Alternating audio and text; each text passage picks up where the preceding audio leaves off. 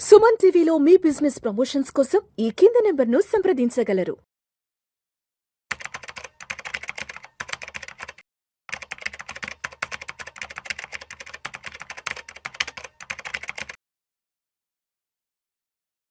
Suman TV ప్రేక్షకులకు స్వాగతం. నేను doctor Anil Kumar Bachchu, certified financial planner. ఇవాళ మార్కెట్స్ 23 జనవరి రోజు ఎలా ఉన్నాయో తెలుసుకుందాము.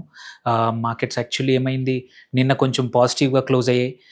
అందరికీ కొంచెం ఆశ ఉండింది. ఇవాళ మార్నింగ్ కూడా కొంచెం పాజిటివ్గా స్టార్ట్ అయ్యాయి. బట్ ఆన్ ద మధ్యాహ్నం నుంచి, ఎస్పెషల్లీ సెకండ్ హాఫ్ నుంచి మళ్ళీ మార్కెట్స్ ఇవాళ కూడా ఒక బ్లడ్ బాత్ లాంటిది. ఇవాళ కూడా ఒక 6 లక్షల కోట్ల పైన సంపద ఆవిరైపోయి ఉండొచ్చు. ఎందుకంటే నియర్లీ నిఫ్టీ చూసుకున్నా కానీ మనము 0.95%, సెన్సెక్స్ కూడా 765 పాయింట్లు దగ్గర ఇవాళ డౌన్ అయింది. అండ్ ఒక్క నిఫ్టీ అండ్ సెన్సెక్సే కాదు, మిగిలిన అన్ని ఇండెక్సెస్ కూడా చూసుకుంటే వెదర్ నిఫ్టీ 100 అనుకోండి, నిఫ్టీ 200 అనుకోండి, నిఫ్టీ స్మాల్ క్యాప్ ఇండెక్స్ కూడా 2% డౌన్ అయింది. స్మాల్ క్యాప్స్లో బ్లడ్ బాత్ అనేది కంటిన్యూ అవుతానే ఉంది. నిన్న ఒక్కరోజే కొంచెం తేడా ఉంది, హ్యాపీగా అనుకున్నాం. కానీ ఇవాళ కూడా కారణాలు తెలుసుకుందాం. ఇవాళ కూడా డౌన్ ఉంది. వెదర్ నిఫ్టీ బ్యాంక్ నిఫ్టీ కూడా 1.23% డౌన్. నిఫ్టీ ఐటీ కొంచెం గుడ్డిలో మెల్లమిన్న అన్నట్టు జస్ట్ 0.17% డౌన్. నిఫ్టీ ఫార్మా కూడా 0.94% డౌన్ అయింది. అండ్ ఆన్ ద హోల్ తీసుకున్నా, సో ఇవాళ కీ స్టాక్స్ చూసుకున్నా సరే మనకు గెయినర్స్ చాలా కొన్నే ఉన్నాయి. ఇవాళ పొద్దున 5-6% గెయిన్ అయిన స్టాక్స్ కూడా సాయంత్రానికి అంత బాగా పర్ఫామ్ చేయలేదు. కీ స్టాక్స్ మాత్రం హోమ్ ఫస్ట్, హోమ్ ఫైనాన్స్, ఇది హోమ్ ఫైనాన్స్ బ్యాంక్, ఇది నియర్లీ 6% పెరిగింది. బంధన్ బ్యాంక్ మార్నింగ్ నుంచి కూడా 4-5% గ్రో అయింది. ఇవాళ క్లోజ్ కూడా 4.31% గ్రో అయింది. Hindustan zinc another stock, silver price మంచిగా పెరుగుతున్నందువల్ల అండ్ నంబర్స్ కూడా బాగా వచ్చాయి, అందుకోసం హిందుస్థాన్ జింక్ 4.3% పెరిగింది. శోభా రియాలిటీ సెక్టర్లో కూడా ఇది ఒకటే 3.45. అండ్ షుగర్ స్టాక్ బలరామ్ చీనీ ఒక 2.54% పెరిగింది. అండ్ టాప్ లూజర్స్ తీసుకుంటే మాత్రం అదానీ గ్రీన్ 13% డౌన్ అయింది. And at the same time Adani group అన్నిటికి కూడా, అదానీ ఎంటర్ప్రైజెస్ కూడా 10.7%, అదానీ ఎనర్జీ సొల్యూషన్స్ అది కూడా -10%. అదానికి ఇవాళ టఫ్ టైం ఉండింది ఇవాళ అదానీ గ్రూప్ స్టాక్స్కి. అట్లాగే సింజీన్ ఇంటర్నేషనల్ కూడా 8% డౌన్ అయింది. అండ్ పేటిఎం కూడా 8.3% డౌన్ అయింది. సో మనం ఈవెన్ 52 వీక్ హై దగ్గర చూసుకున్న కొన్ని స్టాక్స్, కీ స్టాక్స్ చూసుకుంటే మెటల్ స్టాక్స్ ఉన్నాయి మోస్ట్లీ.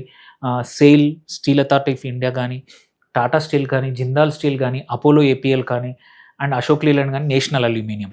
సో ఇవన్నీ కూడా 52 వీక్ హై దగ్గర ఉన్నాయి. అండ్ ఇంపార్టెంట్ థింగ్, ఎందుకు కారణాలు వెతికితే ఇవాళ మనం కారణాలు చూసుకుంటే ఎందుకు మార్కెట్ ఇంత పడిపోయింది అంటే మాత్రం ఫస్ట్ థింగ్, పర్సిస్టెంట్గా పొలిటికల్గా ప్రెషర్స్ అయితే తగ్గలేదు. నిన్న అనుకున్నారు ఏది గ్రీన్లాండ్ మీద ఒక అగ్రిమెంట్ అయిందని, బట్ యాక్చువల్లీ క్లారిటీ లేదు.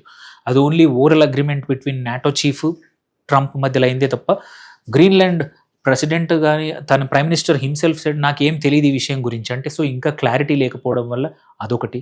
Second, persistent cell of by FIIs ఇవాళ కూడా ఈ మంత్లో ఆల్రెడీ 23 రోజుల్లో నియర్లీ 37,000 కోట్ల worth of stocks equity net సెల్లర్గా ఎఫ్ఐఐస్ ఉన్నారు.